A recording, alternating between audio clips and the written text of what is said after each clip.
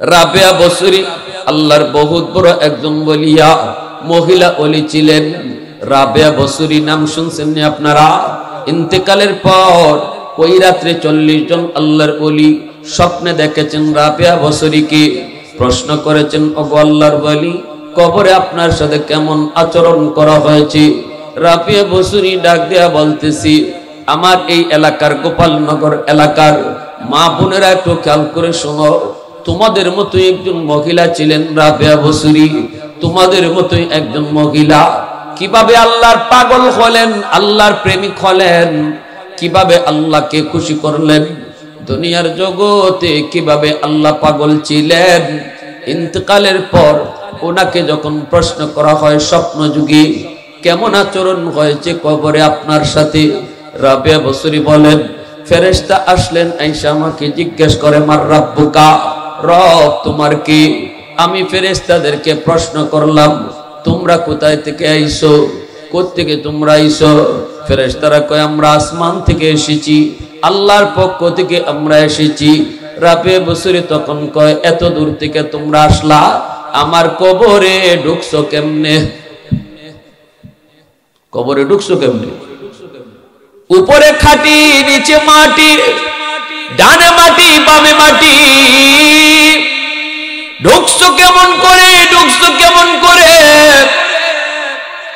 ফেরেশতারা কয়, মালিক কার কাছে পাঠাইছো? প্রশ্ন আমরা করবো নাকি আমরা আরো প্রশ্ন নিবো?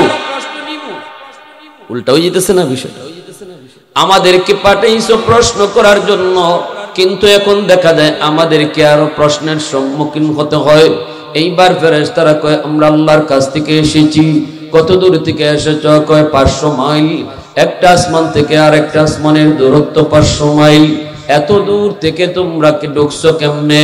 কয় আল্লাহ যেভাবে চাইছি এইভাবে ঢুকছি। এত দূর থেকে তোমরা আসছো, আমার কবরে আসছো, তোমাদের রবকে আগে বলো। ফেরেশতারা প্রশ্ন করছিল, রব তোমার কে? কিন্তু রাবেয়া বসরি কয়, তোমাদের রবকে আগে জবাব দাও। কে পাঠাইছে? রব পাঠাইছে। রাবেয়া বসরি কয়, রব কেডা কও? আমার ভাইয়েরা বন্ধুরা যুবক, রাবেয়া বসরি তিনি তখন বলতেছেন, তোমাদের রবকে একটু বলো।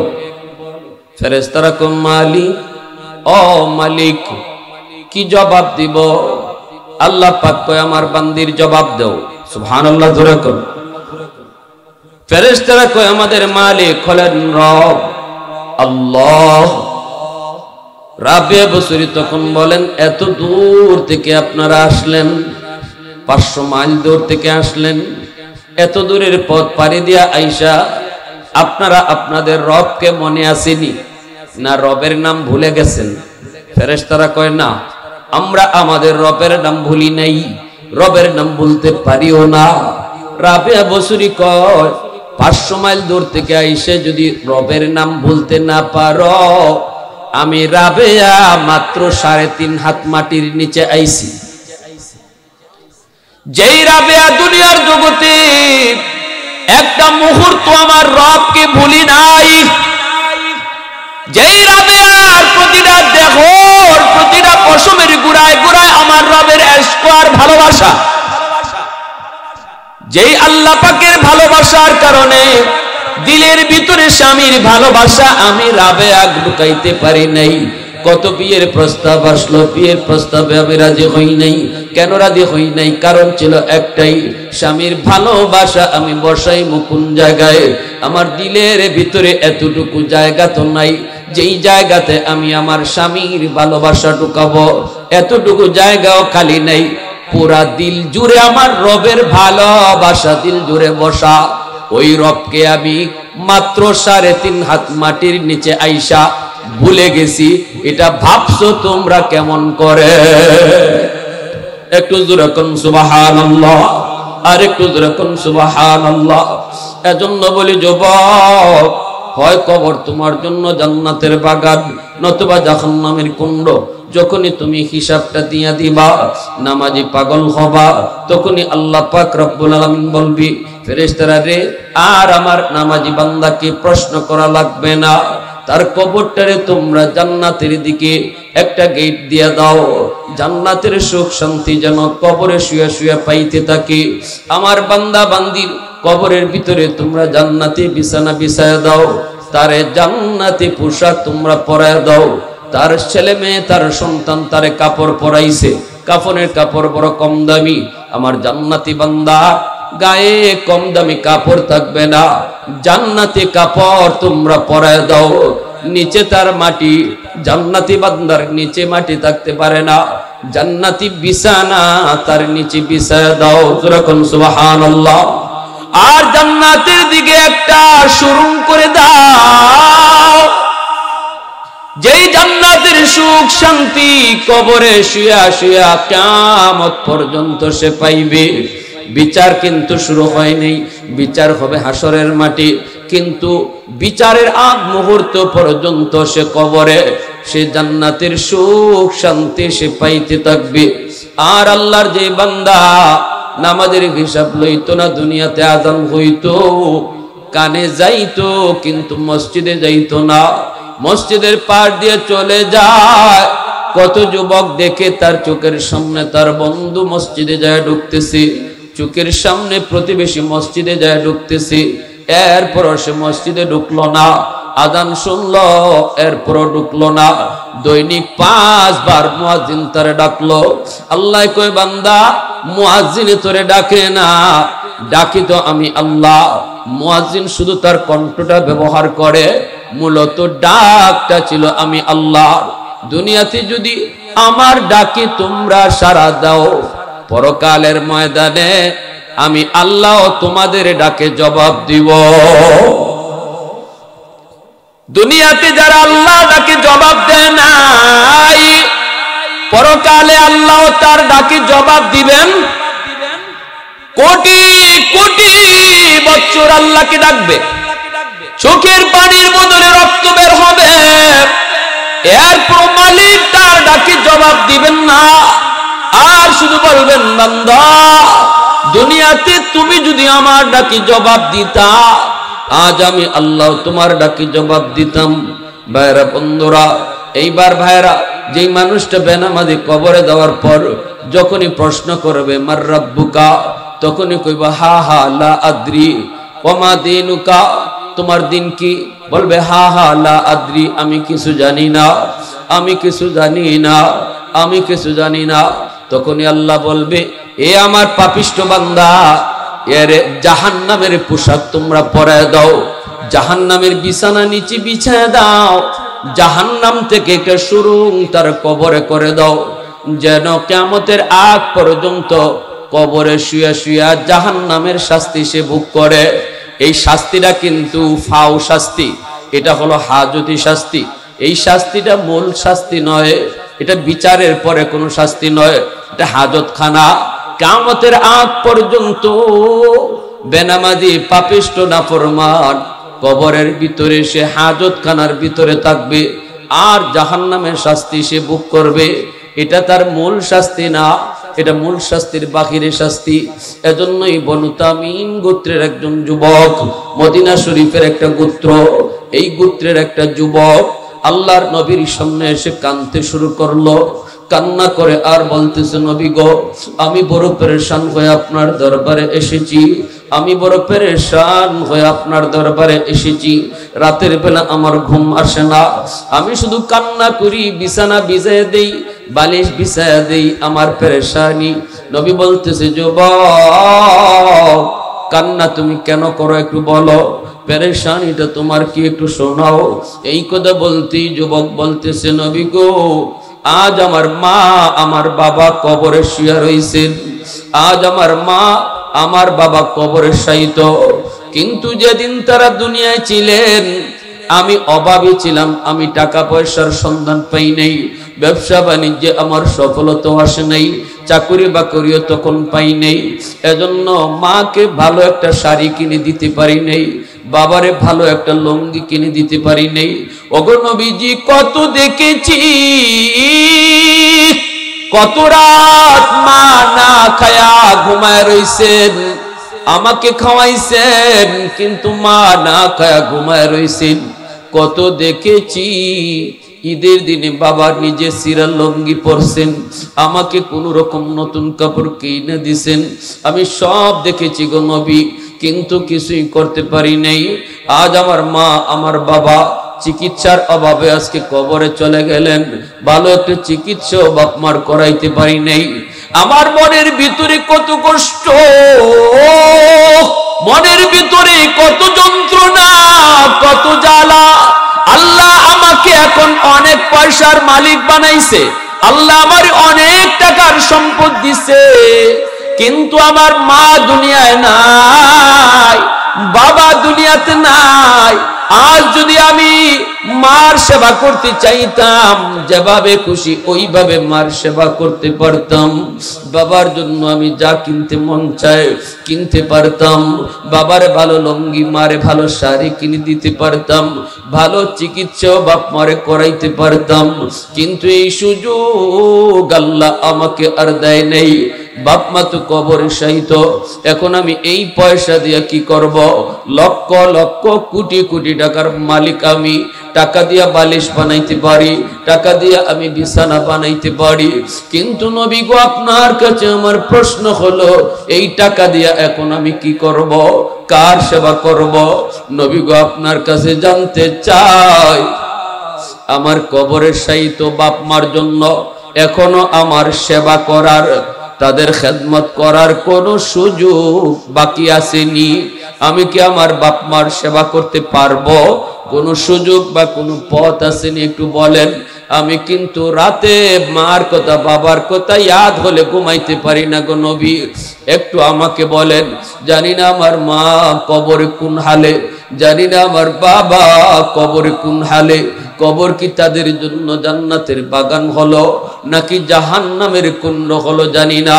ওগো নবীজি আমি জানতে চাই, জানতে চাই আমার জন্য করণীয় কি, আমি এখন কি করব? আল্লাহর নবী বলেন, যুবক, 5টা আমল যদি তুমি করো, তোমার বাপ মা কবরে শুয়ে শুয়ে তোমার খেদমত পাইতে থাকবে। 1 নম্বরে নবী বলেন আসসালাতু লাহুমা, 1 নম্বরে নবী বলেন আসসালাতু লাহুমা। আপনার আরবি বলতে হবে না, আপনি শুধু আমাকে বাংলা শোনায় দিবেন। নবী বলেন 1 নম্বর হলো বাপ মার জন্য তুমি বেশি বেশি দোয়া করো। 1 নম্বর হলো দোয়া করা। কি দোয়া? নবী বলেন দোয়া আল্লাহ কোরআনে শিখাইছেন, রাব্বির হামহুমা কামা রাব্বায়ানি সগীরা। এই দোয়াটা কম বেশি আমরা সবাই পারি, ঠিক কিনা? আল্লাহ বলে, বান্দা তুমি তোমার মার জন্য বাবার জন্য দোয়া করবা, আমি আল্লাহর কাছে দোয়া চাইবা। কেমনে তুমি দোয়া করবা? আমি আল্লাহ দোয়া শিখায় দেই। তুমি আমার কাছে দোয়া করতেছো, দোয়া করার সময় বলো রব্বির হামহুমা। আমার সাথে সবাই একবার বলেন রব্বির হামহুমা কামা রব্বায়ানি সগীরা। আল্লাহ তুমি আমার আব্বা আম্মার উপরে রহম করো। এই দোয়ার অর্থটা বলতেছি, অর্থটা, দোয়ার অর্থ কেউ যদি আরবি না পারেন বাংলায় বললেও হবে। আল্লাহ তুমি আমার মা বাবার উপরে রহম করো, যেইভাবে আমার মা আমার বাবা শিশুকালে আমার উপরে রহম করছেন, শিশুকালে যেইভাবে নিজেরা না খাওয়াইছেন, নিজেরা না ঘুমায়া আমারে ঘুম পাড়াইছেন, নিজেরা নতুন কাপড় না পইরা আমাকে নতুন কাপড় কিনে দিছেন, নিজেরা ভালোটা না খাইয়া আমার খাওয়াইছেন, এতটা যত্ন যেই মা যেই বাবা শিশুকালে আমার উপরে নিছেন, আল্লাহ তুমি কবরে আমার আব্বা আম্মার সাথে এই রকম আচরণ কইরো। সুবহানাল্লাহ। আল্লাহ কই বান্দা শিশুকালে তোমার মা তোমার বাবা কি পরিমাণ মায়া তোমাকে করছে তুমি হয়তো ভুলে গেছো, বড় হইয়া তুমি হয়তো ওই কথা ভুলে গেছো, কিন্তু আমি আল্লাহ ভুলি নাই, আমাকে ভুলি নাই, আমি ভুলি নাই। এখনো আমি আল্লাহর নজরে আছি। কত রাত তোমার মা তোমার মাথার পাশে দাঁড়ায়া দাঁড়ায়া সারাটা রাত তোমারে পাহারা দিছি, কতদিন বাবা তোমাকে নিয়ে ডাক্তারের কাছে দৌড়াইছে, আমি আল্লাহর সব মনে আছে। এজন্য বান্দারে যখনই দোয়া করবে শিশুকালের কথাটা আমি আল্লাহর ইয়াদ করে দিস। আমি আল্লাহর ইয়াদ করে দিও। আল্লাহ যদি দোয়া শিখায় দেয় তাহলে বোঝা গেল আল্লাহর শেখানো দোয়া পড়লে আল্লাহ কবুল করবে, এর ভিতরে সন্দেহ নাই, সন্দেহ নেই। কি করছে বাপ মা শিশুকালে? একটা বাস্তব ঘটনা আমি আপনাদেরকে শোনাই। কুমিল্লা শহরের নাম শুনছেননি? তখনকার সময়ে কুমিল্লা যাওয়ার জন্য কোনো ব্রিজ হয় নাই, দুইটা ফেরি পার হওয়া লাগতো। দুই ফেরি পার হইয়া কুমিল্লা যাইতে হতো, অনেক সময় লাগতো। যেমন ভাবে আপনাদের এক সময় যমুনা সেতু ছিল না, বরিশালে মানুষের জন্য পদ্মা সেতু ছিল না, সারা দিন লাগতো ঢাকা শহরে আইতে আর যাইতে, ঠিক কিনা? ওই রকম কুমিল্লাতে যাইতে গেল সারা দিন সারা রাত লাগতো কুমিল্লা যাইতে। এই কুমিল্লা শহরের একটা বাস্তব ঘটনা শুনাই রে যুবক, দিলটা একটু নরম করে কথাগুলি শোনো। এতক্ষণ যা শুনছো কানে ইয়াদ রাখবা, এখন একটু দিলটা নরম করে কথাটা শোনো, ঘটনাটা শোনো। একটা বাস্তব ঘটনা আমি শুনাইতেছি। ঘটনাটা হলো কুমিল্লা শহরে একজন রিকশাওয়ালা বাবা, এই রিকশাওয়ালা বাবা রিকশা চালায় চালায় তার একমাত্র সন্তানকে লেখাপড়া করায়, সন্তানটারে লেখাপড়া করায়।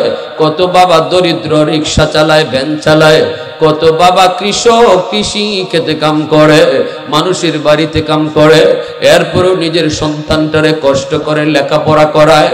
অনেক বড় স্বপ্ন নিয়া সন্তান আমার বড় হবে, সন্তান আমার অফিসার হবে, কত আশা কত স্বপ্ন নিয়া বাপ মা সন্তানকে কষ্ট করে করে লেখাপড়া করায়।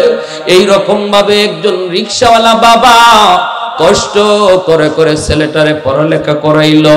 এই ছেলেটা প্রাইমারি পাস করলো, ছেলেটা ছিল বড় মেধাবী, হাই স্কুলে গেল, হাই স্কুলে লেখাপড়াও শেষ করলো, মেট্রিক পরীক্ষাও ভালোভাবে রেজাল্ট পাইলো। এরপরই চলে গেল ঢাকায় ইউনিভার্সিটিতে। কুমিল্লা কলেজে লেখাপড়া কইরা ইউনিভার্সিটিতে ভর্তি হওয়ার জন্য ঢাকায় চলে আসলো। ঢাকা ইউনিভার্সিটিতে ভর্তি হলো, মেধাবী ছাত্র। অল্প দিনের ভিতরেই তার রেজাল্ট ভালো হলো এবং চাকরিও কম দিনে পেয়ে গেল, ভালো একটা অফিসার হলো, অফিসের হেড বস, অফিসের হেড স্যার হয়ে গেল। এইদিকে সুন্দরী একটা নারীর প্রেমে পড়লো। এই প্রেমে পইরা সে আস্তে আস্তে মার কথা ভুলে গেল, বাবার কথা ভুলে গেল। ঢাকার রং বেরং দেখা ঢাকার বড় লোকের এই রকম ভাবে বড় লোকের সাথে চইলা গরিব মার কথা বাবার কথা ভুলে যায়, ভুলে যায়। বছর চলে যায়, মাকে দেখতে সে বাড়িতে আসে না, বাবাকে দেখতে বাড়িতে আসে না। যেই মা সন্তানকে নিয়ে বাপ মার এত স্বপ্ন, এই সন্তান মাকে ভুলে গেল, বাবাকে ভুলে গেল। আমরাও সমাজে এমন বহু সন্তান দেখি নালায়েক, যেই সন্তান শহরে যাইয়া শহরের পরিবেশে তাইকা গ্রামের অভাবে বাপ মার কথা ভুলে যায়। বাপ মা কষ্ট করে করে গ্রামে দিন কাটায়, রাত কাটায়, আর সন্তান শহরে বউ নিয়া বাসা বাড়িতে থাকে। প্রতিটা জেলায় প্রতিটা থানায় এমন সন্তান একজন দুইজন খুঁজলে পাওয়া যাবে। এই ছেলে এমনই হয়ে গেল। এইদিকে মা, মার দিল মার মন, মার মন, মা তো বুঝে না, বুঝে না। মানুষদেরকে জিজ্ঞেস করি, ভাই রে তোমরা ঢাকা থেকে আইছো, আমার সন্তান রে তোমরা দেখছো নি? মানুষেরা কয় হ দেখছি, অমুক জায়গায় অমুক অফিসে দেখছো আমার সন্তানটা কেমন? বলে ভালো, অনেক সুন্দর হইছে, অনেক মোটা তাজা হইছে। মা এতটুকু শুই না মনকে সান্ত্বনা দেয়, এরপর সন্তানের জন্য বদুয়া দেয় না। সন্তান যে ঈদের চান যায় তবুও মারে দেখতে আসে না, তবুও সে মা বদুয়া দেয় না। সুন্দরী বৌনিয়া গুলশানে তাকে, গুলশানে তাকে বড় বাসা নিয়া এইভাবে দিন চলছে, দিন চলছে। একদিন মা তার স্বামীরে ডাক দিয়া বলতেছে, স্বামী গো, সন্তান মা ভুললো, মা কোনোদিন সন্তান বলতে পারে না। আমি তো 10 মাস 10 দিন পেটে বোঝা নিছি, আমি কেমন করে সন্তানকে ভুলবো? স্বামী গো একটু যাও, নিজে যাই একটু দেখে আসো, নিজে যাই একটু দেখো তার চেহারাটা কেমন, একটু দেখে আসো। এই বইলা কোন রকম বুঝাইয়া স্বামীরে পাঠাইছে ঢাকা শহরে। ঠিকানা নিয়া বাবা সন্তানের অফিসের সামনে হাজির হয়েছে। রিকশাওয়ালা বাবা, গরিব মানুষ, চেহারার মধ্যে দারিদ্রতার ছাপ। গেটের পাশে আইসা ঢুকতে চায়, দারোয়ান ঢুকতে দেয় না। দারোয়ান কয়, কে আপনি? কোত্থেকে এসেছেন? কয়, গ্রাম থেকে এসেছি। কার সাথে দেখা করবেন? কয়, অমুকের সাথে। দারোয়ান কয়, ইনি তো আমাদের হেড স্যার, ইনি তো বড় স্যার, বড় অফিসার, স্যারের সাথে দেখা করা যায় না। স্যারের সাথে দেখা করতে হলে স্যারের পারমিশন নিতে হয়। আপনি এখানে একটু দাঁড়ান, আমি স্যারের পারমিশন নিয়ে আসি। দারোয়ান চলে গেল অফিসে। যা বলতেছে, স্যার, একজন গরিব মানুষ গেটের পাশে দাঁড়ায়া আপনার সাথে দেখা করতে চায়। এই কথা বলতেই স্যারে সিসি ক্যামেরার দিকে তাকাইছি। সিসি ক্যামেরার দিকে তাকায়া ভালো করে চিনতে পারছে গেটের পাশে যেই বুড়া মানুষটা দাঁড়ায় আছে, এই বুড়া মানুষটা আর কেউ না, এই বুড়া মানুষটাই হলো তার বাবা। এই মানুষটাই হলো তার বাবা, যেই মানুষটা রিক্সা চালায় চালায় তারে আজকে বড় লোক বানাইছে।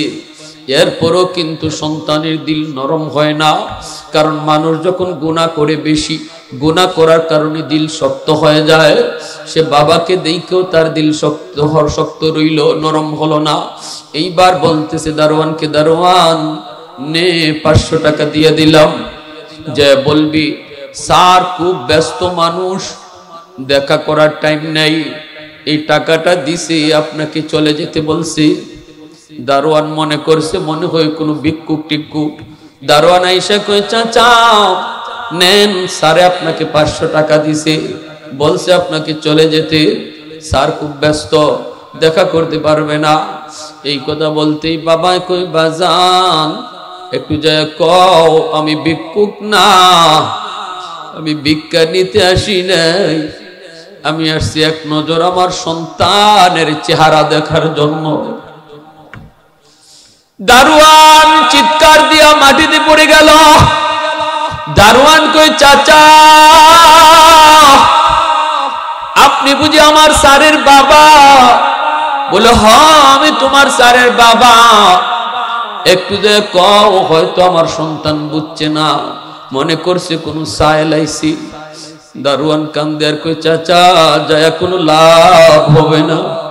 আমার চাচা গো, সারে সিসি ক্যামেরায় আপনারে দেখছে এবং চিনছে, আপনারে চিনেও সে 500 টাকা দিছে আর বলছে তার টাইম নাই। এই কথা বলতেই বাবা আল্লাহ কয়া চিৎকার দিয়া বাবা মাটিতে বসে গেছে। বাবার চোখ থেকে দর দর করে পানি পড়ে। এইবার বাবা কান্দে আর কই, বাজান রে এই টাকাটা ফেরত দিয়ে দিও। কই, আমি টাকা নিতে আসি না, আমি তার বাসায় একদিন রাত্রে থাকতেও আসি নাই, আমি অভাবে পইরেও আসি নাই। আল্লাহ আমাকে যেই হালে রাখছে বড় ভালো রাখছে, আমি সাহায্যের জন্য হাত বাড়াই নাই। ঠিক আছে বাবা, টাকাটা ফেরত দিয়ে দিও। এই বইলা বাবা দুঃখ নিয়ে বাড়িতে চলে যায়।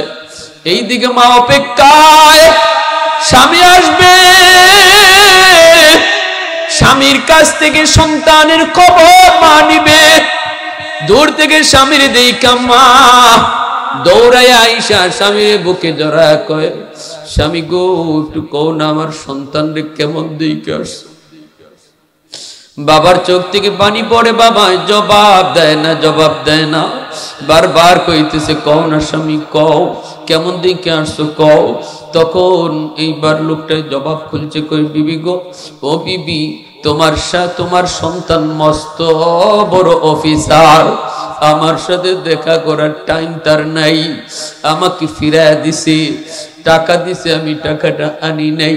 এই কথা বলতে মা দপার দিয়ে মাটিতে পড়ে গেছে। তখনও মাই কয়, আল্লাহ আমার সন্তান বুঝে না, আল্লাহ তুমি আমার সন্তানের উপরে নারাজ হইও না, আল্লাহ তুমি আমার সন্তানের উপরে আযাব গজব দিও না, আল্লাহ আমার সন্তানরে তুমি সঠিক বুঝটা দান কইরো। এই বইলা স্বামী স্ত্রী দুজন বাড়িতে চলে আসলো। আইসেই মা বিছানায় পড়া গেছে মা আর বিছানা থেকে উঠতে পারে না। কত শিশুকালের কত চিন্তা, কত স্বপ্ন, কত স্মৃতি মার চোখে ভাসে। এই দিকে ভাইরা বন্ধুরা, ওই যুবক গুলশান যেই বাসায় থাকে, এই বাসার পাশেই হলো গুলশান আজাদ মসজিদ। এই গুলশান আজাদ মসজিদে এখনো জুম্মার নামাজ পড়ান যাত্রাবাড়ির হযরত মাওলানা মাহমুদুল হাসান দামাত বারকাতুহুম। এই যুগের বড় ওলি, আল্লাহ পাকের বহুত বড় বুজুর্গ এই মাহমুদুল হাসান দামাত বারকাতুহুম আল্লাহর ওলি জুম্মার নামাজ পড়াইতেছেন রমজান মাস। এই রমজান মাসে জুম্মার নামাজ পড়াবেন মাহমুদুল হাসান দামাত বারকাতুহুম। যুবক জুম্মার দিন মসজিদে যেয়ে ঢুকছে। ওই অবস্থায় আল্লাহর ওলি জুম্মার মিম্বরে বসে তিনি খুতবা দিচ্ছেন, বয়ান করতেছেন। একই তো রমজান মাস, আবার জুম্মার দিন, মানুষের দিলগুলা নরম থাকে। আল্লাহর ওলি ওই দিন বয়ান করতেছেন বাপ মার হক নিয়া, মা বাবার বিষয় নিয়ে আলোচনা করতেছেন। আল্লাহর ওলির ভাঙ্গা ভাঙ্গা কথাগুলি ওই যুবকের কলিজার মধ্যে তীরের মতো লাগতেছে। আল্লাহর ওলির ভাঙ্গা ভাঙ্গা কথাগুলি যুবকের কলিজার মধ্যে তীরের মতো যা লাগে। যুবক টের পায়া গেল ভুল ভাঙলো, কারণ বাপ মা তো বদদুয়া দেয় নাই, বাপ মা তবু আল্লাহর কাছে দোয়া করতেছে। আল্লাহর কাছে বাপ মার দোয়া কবুল হয়ে গেছে। আল্লাহু আকবার জোরে খাও। কারণ তিন ব্যক্তির দোয়া বদদুয়া আল্লাহর কাছে সরাসরি কবুল হয়ে যায়। সালাসাতুন দাওয়াতুন মুস্তাজাবাতুন লা শাক্কা ফিহি, দাওয়াতুল মাজলুম, দাওয়াতুল মুসাফির ওয়া দাওয়াতুল ওয়ালিদ আলা ওয়ালাদিহি। তিন ব্যক্তির দোয়া বদদুয়া আল্লাহর দরবারে সরাসরি কবুল। এক ব্যক্তি হলো মুসাফিরের দোয়া বদদুয়া, দ্বিতীয় হলো মজলুমের দোয়া বদদুয়া, তিন নম্বর হলো বাপ মার দোয়া বদদুয়া। এই তিন ব্যক্তির দোয়া বদদুয়া আল্লাহর কাছে সরাসরি কবুল হয়ে যায়। দোয়া করলো কবুল হয়, বদদুয়া দিল কবুল হয়। একজন হলো মজলুম, দুর্বল মানুষের উপরে জুলুম যদি কেউ করে, আমার ক্ষমতা আছে এই জন্য তার উপরে আমি ক্ষমতা দেখাইলাম। এই দুর্বল মানুষটা বিচার কারো কাছে দেয় না, কারণ দুনিয়ার বিচার সে পাবে না। সবলের পক্ষে সবাই কথা কয়, দুর্বলের পক্ষে কেউ কথা কয় না। এই দুর্বল মানুষটা যদি চোখের পানি ছাইরা আল্লাহর কাছে আহ কয়, মায়ার নবী কয়, এই মামলা দুনিয়ার আদালত বাদ দিয়া আল্লাহর আদালতের ফাইলে জমা হয়ে যায়। এজন্য দুর্বলের আল্লাহর আরশে যায় পৌঁছে। সাবধান, দুর্বলের উপরে জুলুম করবা না। এটা দুনিয়ার মামলা থাকবে না, আল্লাহর আদালতে মামলা চলে যায়। আরেক দল হলো মুসাফির। মুসাফিরের সাথে কেউ বদদুয়া নিও না, মুসাফিরের সাথে বেয়াদবি করবা না। মুসাফির যদি মনে কষ্ট পায়, এই কষ্টটাও আল্লাহর আরশে যায় পৌঁছে যায়। তিন নম্বরে নবী কয় বাপ মার দোয়া বদদুয়া, এই বাপ মার দোয়া কবুল হয়ে গেছে। যুবক জুম্মার নামাজ পড়ে, জুম্মার নামাজ পড়া সেজদায় যায় যুবক কাঁদতেছি, হাউমাউ করে কান্দে আর কই আমি এত বড় ভুল করেছি, আমি এত বড় ভুল করেছি, না জানি আমার আল্লাহ মাফ করবে কিনা। কারণ বাপ মা যদি নারাজ থাকে, এই সন্তানের জান্নাতে যাওয়ার আর কোনো পথ নাই। তার নামাজ তারে জান্নাতে নিতে পারবে না, রোজা তারে জান্নাতে নিতে পারবে না, হজ তারে জান্নাতে নিতে পারবে না। যদি বাপ মার কলিজায় ব্যথা থাকে, বাপ মার কলিজায় ব্যথা দিয়া কোন সন্তান দুনিয়ার আমল লইয়াও জান্নাত পাবে না, যতক্ষণ পর্যন্ত বাপ মারে খুশি না করবে। রেদার রাব্বি ফি রেদাল ওয়ালিদাইন ওয়া সাকাতুর রাব্বি ফি সাকাতিল ওয়ালিদাইন। নবী কয় বাপ মা খুশি তো আল্লাহ খুশি, বাপ মা নারাজ তো আল্লাহ নারাজ। আল্লাহরে যদি রাজি করতে চাও, একটা পথ হলো বাপ মারে রাজি কইরা আল্লাহরে রাজি করতে হয়। বাপ মারে নারাজ রেখা আল্লাহরে রাজি করা যায় না। আর বাপ মারে রাজি করা খুব সহজ, বাপ মারে রাজি করা সহজ। শ্বশুর শাশুড়ি রাজি করাইতে লক্ষ টাকা, 1000 টাকা খরচ করতে হয়, কিন্তু বাপ মারে রাজি করতে টাকা লাগে না, পয়সা লাগে না।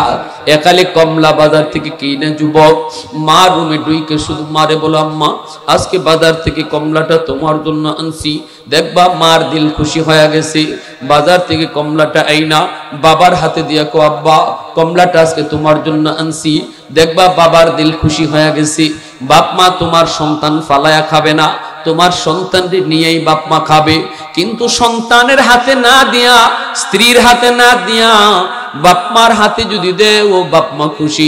তখনই আল্লাহ কয়, বন্ধু জানায় দাও আমি আল্লাহর সাথে সাথে তার উপর খুশি। বাপ মা যখনই খুশি জানায় দাও আমি আল্লাহর সাথে সাথে খুশি। আর যখনই বাপ মার কলিজায় কোনো সন্তান আঘাত দিয়া কথা কইব, আল্লাহ বলে বন্ধু জানাও, হে যত বড় নামাজি হোক, যত বড় হাজি হোক, যত বড় গাজী হোক, আমি আল্লাহ সাথে সাথে তার উপরে নারাজ। বাপ মা নারাজ, আমিও নারাজ। বাপ মা নারাজ, আমিও নারাজ। বাপ মা রাজি, আমি আল্লাহও রাজি। সুবহানাল্লাহ। জুম্মার নামাজ পড়ে যুবক বাজারের দিকে রওনা দিছে। বাসায় আর যায় না, স্ত্রীর কাছে আর যায় না, বাজারে গেছে, যাইয়া মার জন্য শাড়ি কিনছে, বাবার জন্য লুঙ্গি কিনছে, বিভিন্ন ধরনের ইফতারি কিনা যুবক চোখের পানি মুছতেছে আর কান্না করে করে কুমিল্লার দিকে রওনা দিছে। বাবার কাছে যে মাপ চাবি, মার কাছে যে মাপ চাবি, নইলে আল্লাহর কাছে ধরা। দুনিয়াতেও শান্তি পাবে না। এক নম্বর শাস্তি আসবে দুনিয়াতে, আল্লাহ তার হায়াতের বরকত কেড়ে নিবে। যদি বাপ মা নারাজ থাকে, দুনিয়াতে এক নম্বর শাস্তি, আল্লাহ হায়াতের বরকত কেড়ে নিবে। হায়াতের ভিতরে সে সফলতা পাবে না, বরকত নাই। ঠাডা পড়বে তো মাথা পড়বে। অ্যাক্সিডেন্ট হওয়ার কথা অন্যজন আঘাত পাবে, পাওয়ার কথা অন্যজন পাবে। হে যদি বাপ মার বদ্ধ থাকে, বাপ মার বদ্ধ থাকলে বিপদ হওয়ার কথা না, বিপদ আগে আসবে। আর যদি বাপ মা রাজি থাকে, বিপদ তার উপরে আসার কথা। আল্লাহ বাপ মার দোয়ার কারণে বিপদ দূর করে দিবে। সুবহানাল্লাহ। যেই সন্তানের পিছনে বাপ মার দোয়া আছে, এই সন্তানের উপরে বিপদ আসলেও আল্লাহ বিপদ দূর করে দেয়। রিজিক কম আসার কথা, বাপ মার দোয়া থাকলে আল্লাহ রিজিক বাড়ায় দেয়। ব্যবসায় উন্নতি দেয়, দোকানে বরকত দেয়, চাকরিতে প্রমোশন দেয়, লেখাপড়ায় আল্লাহ পাক ভালো রেজাল্ট করায় দেয়। যদি বাপ মা দোয়া থাকে, পড়া ফলাফল তার ভালো হয়। আর বাপ মার বদদোয়া থাকলে দুনিয়ার হায়াতের বরকত আল্লাহ কেড়ে নেই। এজন্য ভাইয়ারা, বন্ধুরা, যুবক, এরকম মার কাছে বাবার কাছে দোয়া চাওয়ার জন্য, বাপ মার কাছে মাপ চাওয়ার জন্য রওনা দেয়। যাইতে যাইতে দুইটা ফেরি পার হইতে হইতে অনেক দেরি হয়ে গেল। ফেরি পার হইতে হইতে, মনোযোগ আছে সবার? সবার আছে মনোযোগ? পিছনে ভাইরা, দুইটা ফেরি পার হইতে হইতে অনেক রাত হয়ে গেল। তারাবির নামাজ পড়া শেষ। কুমিল্লা শহরে যায় পৌঁছলো, যাবে গ্রামে। কিন্তু গ্রামে কেমন করে যায়? রিক্সা তো নাই, গাড়ি নাই, যাবে কেমন করে? চতুর্দিকে যুবক রিক্সা খুঁজে, রিক্সা খুঁজতেছি। রিক্সা যুগে বাড়িতে যাবে, একজন মানুষে কইরে, যুবক এত রাতে তুমি রিক্সা পাবা না। সবাই রিক্সা যার যার গ্যারেজে ঢুকায় ফেলছি। কিছুক্ষণ পরেই সেহরির টাইম হবে, সবাই সেহরির জন্য উঠবে। এখন তুমি কোনো রিক্সা পাবা না। যুবক কান্দে আর কয়, আমাকে আমার রিক্সা পাওয়াই লাগবে, আমি তো বাড়ি যাওয়াই লাগবে। জানি না আমার মা দুনিয়াতে এখনো বেঁচে আসেনি না নাই। আমি এত বড় পাপিষ্ঠ, আমি এত বড় নাফরমান, জানি না আমার মার কলিজায় কেমন ব্যথা। আমি কি করলাম, কি ভুল করলাম? যুবক এই বইলা কান্দে আর চতুর্দিকে ঘুরে। একজন মানুষে কই, যুবক কাউকে পাবা না, তবে একজন বুড়া মানুষ রিক্সা চালায়, সারা জীবন বর্ষে রিক্সা চালায়। এখন রিক্সা চালায় চালায় গোজা হয়ে গেছে, বাঁকা হয়ে গেছে। মনে হয় এই লোকটা তোমার রিক্সা নিয়ে যাইতে পারে, কারণ তার টাকার বড় প্রয়োজন। গ্রামের বাড়িতে তার স্ত্রী বিছানায় পড়ে রয়েছে, স্ত্রীর জন্য প্রতিদিন তার ওষুধ নিয়ে যেতে হয়। এজন্য লোকটায় রাতের বেলা ও রিক্সা পায়, রিক্সা নেয়। মনে হয় তুমি এই লোকটার কাছে গেলে পরে রিক্সা পাবা। এইবার যুবক বলতেছে, কোথায় গেলে পাবো? লোকটাই কয়, উনি ওই যে একটা দোকান, ওই দোকানের বারান্দায় রাত কাটা দেয়, গ্যারেজ ভাড়া দেয় না। তার টাকার বড় প্রয়োজন, রিক্সা গ্যারেজে রাখে না। একটা দোকানের সামনে রিক্সাটা নিয়ে বইসা বইসা রাত কাটায় দেয়। যাও, তুমি গেলে পরে পাইতে পারো। যুবক রওনা দিছে যাওয়ার জন্য। যায় দেখে একটা রিক্সা দাঁড়ানো দেখা যায়, আর রিক্সার পাশেই বারান্দায় বসে বসে প্রচন্ড শীতের মধ্যে একটা বুড়া মানুষ মাফলার দিয়া মুখটা পেঁচাইয়া শীতের বাতাস থেকে বাঁচার জন্য, শীতের কষ্ট থেকে বাঁচার জন্য বসে বসে রাত কাটায় দিতেছে, আর শরীরটা এইভাবে কাঁপতেছি। মাফলার দিয়া মুখটা পেছানো চিনা যায় না। যুবক ডাক দিয়া কই, চাচা অমুক গ্রামে যাবেননি? বলা মাত্রই ওই বুড়া মানুষটা কণ্ঠ চিনে ফেলেছে। কারণ বাবা সন্তানের কণ্ঠ চিনতে ভুল করে না, মা সন্তানের কণ্ঠ চিনতে ভুল করে না, ভুল করে না। হাজারো শিশু বাচ্চার ভিতরে কোন সন্তানটা মার, মা ভালো করে বুঝতে পারে। বাবা কণ্ঠটা চিনে ফেলেছি। এইবার বাবা মাথাটা না তুইলা মাথাটা নিচের দিকে দিয়েই বলতেছে, হ বাবা আমি যাব, আমার টাকার বড় প্রয়োজন, কিন্তু আজকে আমি তোমার কাছ থেকে টাকা নিব না। বাবার তো মনে মনে বাজার নেই, এই রিক্সায় চড়াইয়া তোমারে কত স্কুলে নিয়ে গেছি বাবা, কত তোমার স্কুলে নিয়ে গেছি, কত জায়গায় বাবা ঘুরাইছি, কোনদিন তো বাবা কোনো ভাড়া চাই নাই, ভাড়া নেইও নাই, আজও বাবা কোনো ভাড়া নিব না। বাবা মাথাটা নিচের দিকে দিয়ে কই, হবা জান আমি যাব। তখনই ছেলে কই, ঠিক আছে ভাড়া কত দেওয়া লাগবে চাচা? বাবা তো পরিচয় দেয় না। তখন মাথা নিচের দিকে দিয়েই কই, বাজান রে আজকে ভাড়া তোমার কাছ থেকে নিব না। ছেলে কই, না আমি আপনাকে ডাবল ভাড়া দিব। এই বইলা ছেলেকে রিক্সায় তুইলা বাবা রিক্সাটাই না রওনা দিছে। পৃথিবীতে মায়ের মতো আপন কেউ হবে না, পৃথিবীতে মায়ের মতো আপন কেউ হবে না। তোমরা কোনদিনও মায়েরই মনেতে কষ্ট দিও না, তোমরা কোনদিনও বাবারই মনেতে কষ্ট দিও না। পৃথিবীতে মায়ের মতো আপন কেউ হবে না, পৃথিবীতে বাবার মতো আপন কেউ হবে না। তোমরা কোনদিনও মায়েরই মনেতে কষ্ট দিও না, তোমরা কোনদিনও বাবারই মনেতে কষ্ট দিও না। কত পাপী এমন আছে মাকে কষ্ট দেয়, মায়ের মনে কষ্ট দিয়ে অভিশাপ নেয়। মায়ের মনে কষ্ট দিলে ক্ষুধা যে সহে না, বাবার মনে কষ্ট দিলে ক্ষুধা যে সহে না। তোমরা কোনদিনও মায়েরই মনেতে কষ্ট দিও না, তোমরা কোনদিনও বাবারই মনেতে কষ্ট দিও না। পৃথিবীতে মায়ের মতো আপন কেউ হবে না, পৃথিবীতে বাবার মতো আপন কেউ হবে না। তোমরা কোনদিনও মায়েরই মনেতে কষ্ট দিও না। ছেলে বারবার কয়, আমি আপনাকে ডাবল ভাড়া দিব। এরপরে বাবা ছেলেকে রিক্সায় নিয়ে টানতে শুরু করলো। যাইতেছে ছেলে তো তখনও কান্দে, বাবা রিক্সা টানতেছে যাইতেছে, আর বাবা বলতেছে, বাবা এই গ্রামে তুমি কেন যাবা? তখন ছেলে কই, চাচা যান এই গ্রাম হলো আমার গ্রাম। কও কি তুমি, তোমারে কোনোদিন তো দেখি নেই। তখন ছেলে কয়, আমি শহরে থাকি, এই গ্রামে আমার মা থাকেন, বাবা থাকেন, আমি বহুত বড় অপরাধী, আমি আমার মা বাবার বড় কষ্ট দিছি, জানি না আমার কপালে আল্লাহ কি রাখছে, কি রাখছে।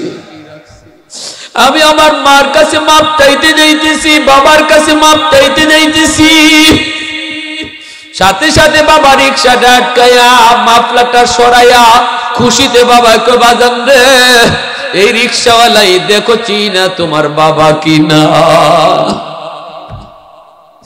ছেলে দৌড় দিয়ে গিয়ে বাবার পা জড়ায়া ধরছে, কাঁদতেছে, বাবার পা জড়ায়, আব্বা আমি ভুল করে ফেলেছি, আব্বা আমাকে মাফ করো।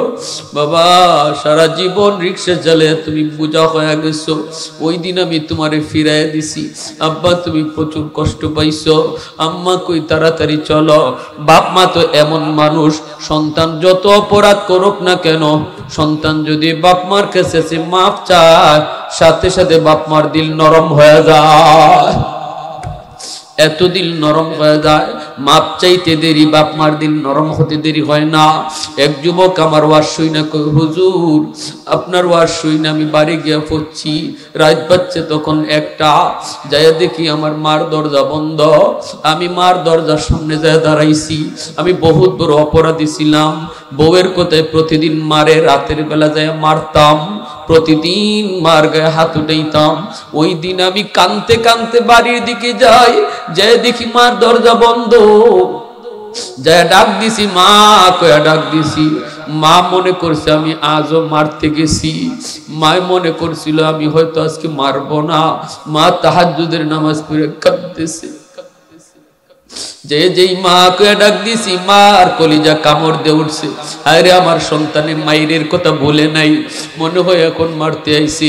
মা ডাক দেয়া কয় বাজার আজকে মারে তুই মারিস না, গতকালকের মাইরে এখনো আমার পিঠে ব্যথা করে,